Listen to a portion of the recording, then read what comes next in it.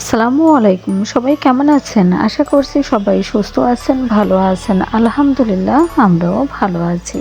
আবারও নতুন একটা ব্লগ ভিডিওতে ওয়েলকাম জানাচ্ছি। আশা করছি আপনাদের কাছে ভালো লাগবে। এই যে আপনাদের ভাই কিন্তু সন্ধ্যায় নাস্তা করছে। নাস্তা করার পরে উনি বের হয়ে যায়। একটু হেঁটে আসে, হেঁটে তারপর একটু বাজার-টাজার ঘুরে তারপরে আসে। আর ওনার একটাই স্বভাব যে হচ্ছে বাজারে গেলেই তখনই কিছু না কিছু আনবেই। এখন আরো দাম কম, এখন তো ফ্রিজটা ভরে ভরে একেবারে রেখে দেবে, নষ্ট হোক আর হচ্ছে পচে যাক এটা তার দেখার বিষয় না। তো এই যে আসার সময় কিন্তু মটরশুঁটি নিয়ে আসছে, তো এই মটরশুঁটি আমি আনতে বলছিলাম। আর হচ্ছে এই যে সিমের বিচিগুলো তো দেখছি আজকে নিয়ে আসছে সন্ধ্যার সময়। তো আমি ভাবলাম যে এখন তো হচ্ছে রাত্রে, এখন তো বসেই থাকতে হবে, তো একবারেই প্রথমত আমি ভালো করে ধুয়ে নিয়েছি। ধুয়ে নিয়ে তারপরে এই যে পানিটা বসে একটু লবণ দিয়েছি, দিয়ে একটু করে বলক উঠিয়ে নেব। এই বলকটা উঠে নিলে পরে এটা যদি সিদ্ধ করে রাখা যায় না, একেবারেই টাটকার মতোই থাকে। আমি গত বছর রেখে দিয়েছিলাম এগুলো। আর আমার যখন আমি এই যে পোলাও করি বা হচ্ছে মেয়ের যখন হচ্ছে নুডলস রান্না করি, তখনই লাগে আমার এগুলো। আর এই রান্না করলে পরে রুই মাছ বলেন, কাতলা মাছ বলেন, ট্যাংরা মাছ দিয়ে হোক, এই সিমের বীজটা যদি বিচি আর আলু দিয়ে যদি রান্না করা যায় না, তাহলে কিন্তু তরকারিটা খাইতে অনেক ভালো লাগে। তো আমার ছিল, তো ভাবলাম এই বছরটাও রেখে দিই, তাই যে নিয়ে আসছে। তবে ভাবছি যে এখন রাত্রে বসার থেকে কি হবে, তা সিদ্ধটা বসে বসে একবারে বেছে ফেলি। তো এই যে সিদ্ধ কিন্তু হয়ে গেছে, আমি হচ্ছে পানিটা ঝরিয়ে নিয়ে আমি কিন্তু এই যে ফ্লোরে চলে আসছি। তো ফ্লোরে একটা হচ্ছে চাদর বিছিয়ে নিয়েছি। আর আমার বেবিরা তো সব সময় থাকে, তো যাই হোক ওইগুলো কিন্তু আমি রাত্রেই হচ্ছে করে রেখে দিয়েছি, সেই সারা রাত বাইরে থাক, তাহলে পরে পানিটা ঝরে গেলে তখন উঠিয়ে ফেলবো। আর এই যে গাজরগুলো দেখছেন, এগুলো কিন্তু আমি সকালেই হচ্ছে, এগুলো সকালকের ভিডিও এটা, আর ওইগুলো হচ্ছে রাত্রের ভিডিও। তো এখানে আজকে আমি হচ্ছে দুই রকম করে গাজরটা কেটে নিয়েছি। একটা হচ্ছে ছোট চারকোনা করে কেটেছি, আর একটা একটু লম্বা লম্বা করে কেটেছি। আর আমি কিন্তু এটা পানি দিয়ে একটু হচ্ছে ঝরিয়ে নিলাম, সিদ্ধ করে নিলাম, যাতে হচ্ছে কালারটা, এটা কিন্তু একটু কালার আছে। আর আমি যেহেতু পোলার মধ্যে দেব, দিলে পরে যাতে কালার না হয়, এই জন্য কিন্তু আমি পানিটা দিয়ে সিদ্ধ করি, যাতে ওই একটু কালারটাও উঠে যায়। যাই হোক আমি এই যে সিমের বিচি যেগুলো হচ্ছে কালকে রাত্রে আমি করে রাখছিলাম, সেটা কিন্তু পানিটা ঝরে গেছে, একদম শুকনা শুকনা হয়ে গেছে। যতটুকু ছিল আমি টিস্যু দিয়ে একটু করে মুছে নিয়েছি, নিয়ে একদম শুকনা হয়ে গেছে। তো আমি এই যে বাটিতে করে রেখে দিলাম, আর এখানে মটরশুঁটিগুলোও রেখে দিলাম। আর যখনই হচ্ছে এগুলো হচ্ছে হাজারও হচ্ছে এতে থাকলেও হালকা একটু ঝাঁকি দিলেই পরে কিন্তু এরা হয়ে যায়, একদম গাত থেকে খুলে যায়। আমি অল্প অল্প করে দিই, আমি খুব বেশি করে দিই না, অল্প করে দিলে পরে সাদার মধ্যে একটু সবুজ কালার হলে, একটু কমলা কালার হলে দেখতে বেশ সুন্দর দেখা যায়, আর খাইতেও বেশ অনেক মজা হয়।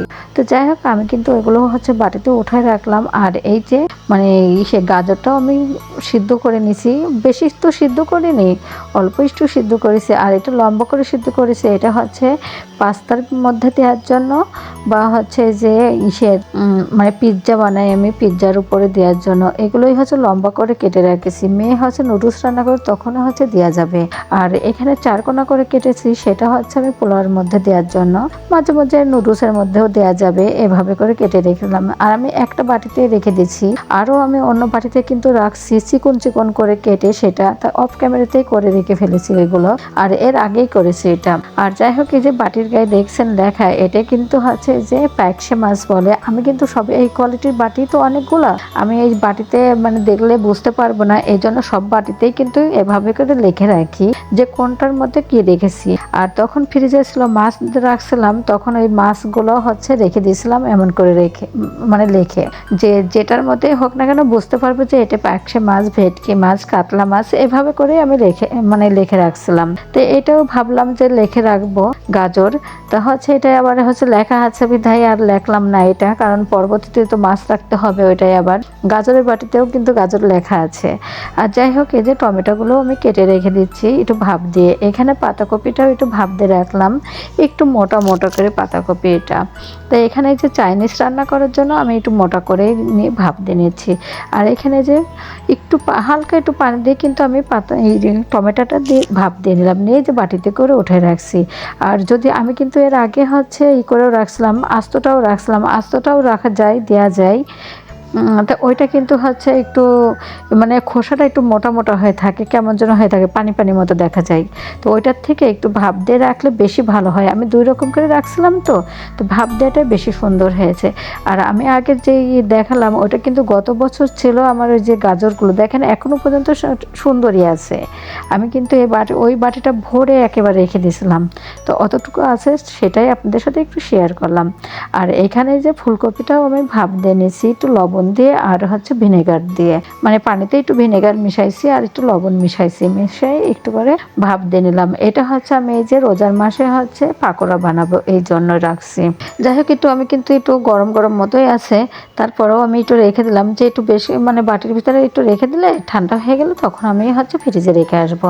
আর এটা হচ্ছে কাতলা মাছের বাটিটা। আর নিচের ওই যে আরেকটা বাটি আছে, ওইটা কিন্তু হচ্ছে ভেটকি মাছের বাটি, মানে মাছগুলো একটু ফোড়াই গেছে, তো এই জন্য হচ্ছে আমি আপাতত এগুলোই রেখে দিলাম। আর অন্য বাটি এখনো অনেক বাটি আছে, সে বাটিতে আমি অন্য কিছু রাখবো।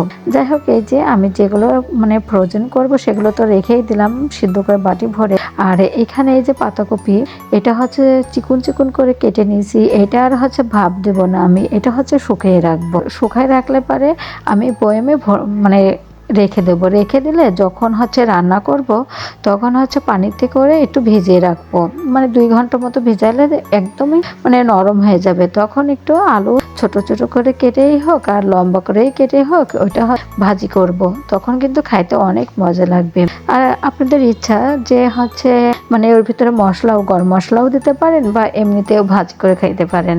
আমি গত বছর রেখেছিলাম, আর আমি এটা আগে জানতাম না যে এটা রাখা যায়। আমি দেখেছিলাম আমার জার মানে একটা যা রান্না করছিল, আমার চাস্তু যা, তো এখানে না গ্রামে গেছি, যে দেখি অনেক সুন্দর ফ্লেভার বেরিয়েছে আর খাইতেও না অনেক মজা হয়েছে। তা আমি আবার জিজ্ঞেস করছিলাম ওনাকে, তো উনি বলছিল যে এটা হচ্ছে পাতাকপি আমি শুকিয়ে রাখছিলাম, রেখে তারপরে এটাই করছি। তো উনি ইন্ডিয়ান, সেই জন্যই মনে হয় এই পদ্ধতিটা জানে খুব সম্ভব। তা আমি ওইখান থেকে দেখে শিখেছি, শিখে রেখে দিয়েছিলাম। তাই সত্যি খাইতে কিন্তু অনেক ভালো লাগছিল। তা ভাবলাম যে কি আর করব, আমি এই যে বাপের বাড়ি গিয়েছিলাম না, এসে দেখি ফ্রিজটা কি সুন্দর করে পরিষ্কার করে রেখে গেছি।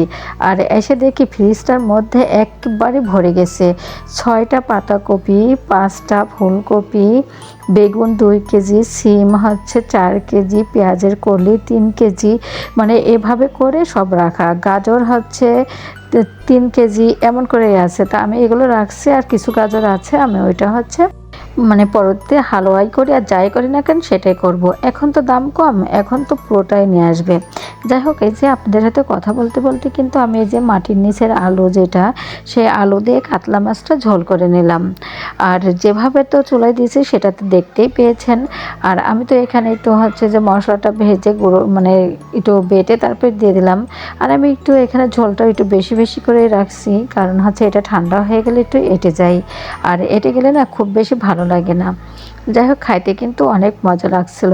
আর এই আলুটা আমি যে গ্রামে গেছিলাম না আমার বাপের বাড়িতে, তো ওইখান থেকে মেয়ের ফুপু মানে আমার ননদ দিছিল এইগুলা, তা আমি এবার নিয়ে আসতাম। তো অনেক কিছু দিছিল, এই যে পুর ফল দিয়েছে, তারপর হচ্ছে কচু দিয়েছে, মানে নিচের আলু, মানে এই যে মাটির নিচের যে আলুটা সেই আলুটা দিছিল, আরও কচু, সিম, আরও অনেক কিছু, মানে ফ্রিজে তো এসে দেখছি আরও ওইখান থেকে নিয়ে আসছি। যাই হোক, আজকে কিন্তু ওই যে আমার ননদের দেয়া যে তরি তরকারিগুলো সেগুলোই কিন্তু আমি আজকে রান্না করে নিচ্ছি। এখানে যে পুর ফল, আলু আর ইলিশ মাছের মাথা দিয়ে একটু মাছ দিয়ে কেটে তারপর কিন্তু আমি এটা মানে হাতে মাখিয়ে চুলার পর দিয়ে দিয়েছি। ঝাল, পেঁয়াজ, রসুন বাটা দিয়ে আমি প্রথমত হলুদ লবণ দিয়ে মাখিয়ে দিলাম চুলার পরে দিয়ে। এটা যখন নামাবো তার কিছুক্ষণ আগেও কিন্তু আমি হচ্ছে এটা কেটে কেটে দিয়েছি আলুটা। ওই তরকারিটাও কিন্তু খাইতে অনেক মজা হয়েছিল। যাই হোক, এই যে ওই মানে আপনাদের ভাই তো আর পুর ফল খাবে না, তা ভাবলাম যে এইখানে আর কি করব, একটু ঝাল পেঁয়াজ কেটে এই যে মানে যেটা যে মানে কি মাছ বলে, এটা ঝায়া মাছ মনে হয়, সে মাছটা একটু হাতে মাখিয়ে একটু চচ্চড়ি করে ফেলি, কারণ আপনাদের ভাই কিন্তু পুর ফল তরকারি খায় না। যাই হোক, এটাই যে মাখিয়ে চুলার পাত দিলাম, দেওয়ার পরে কিন্তু এই সাইডে আমি অন্য কাজগুলো করে নিচ্ছি। আর আজকে কিন্তু ব্যাক সাউন্ড অনেক বেশি, কারণ নিচেই হচ্ছে কাজ চলছে আর আমি ভয়েস ওভার দিচ্ছি, এইটার জন্য অনেক হচ্ছে শব্দ হচ্ছে, আপনারা এটা ক্ষমা দৃষ্টিতে দেখবেন। যাই হোক, এটা শব্দ হলে তো আর আমাদের কিছু করার নেই বলেন, কারণ এই ভয়েসটা না দিলেও তো আপনারা দেখবেন না বা শুনবেন না কোনো কথাই। তো যাই হোক, এই যে আমি তরকাটাও নামিয়ে ফেলেছি। তো যারা এতক্ষণ ধরে আমার ভিডিওটি দেখছেন তারা একটা লাইক দিবেন, কারণ আপনাদের একটা লাইক আমাকে আরও একটি নতুন ভিডিও বানাইতে উৎসাহিত করবে। আর আমার ভিডিও যদি আপনাদের কাছে একটুও ভালো লেগে থাকে তাহলে সাবস্ক্রাইব করে পাশে থাকবেন, বেল বাটনটি অন করে রাখলে আমি যে ভিডিওটাই দিব না কেন আপনাদের কাছে নোটিফিকেশন চলে যাবে। প্লিজ একটা লাইক দিন, কারণ একটা ভিডিও বানাইতে অনেকটা কষ্ট আর অনেকটাই সময় লাগে। আমরা যারা যে ব্লগার বা ইউটিউবে ভিডিও ছাড়ি তারা কিন্তু জানে যে একটা ভিডিও বানাইতে কতটা কষ্ট লাগে। তারাই বুঝবে আসলে ভিডিও বানাইতে কি কষ্ট, তাই না? যাই হোক, এই যে আমার তরকারিটা কিন্তু নামানো হয়ে গেছে, এটাও নামিয়ে ফেললাম।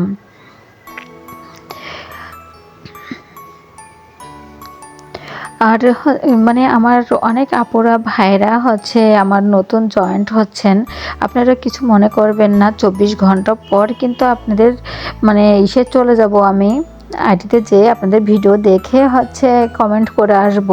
আর ভিডিওতে আমার ভিডিওর নিচে এসে অনেকেই কমেন্ট করছে পাশে আসছি, পাশে থাকবেন। এটা বলার দরকার নেই, আমি তো বুঝতেই পারছি যে আপনারা নতুন আসছেন।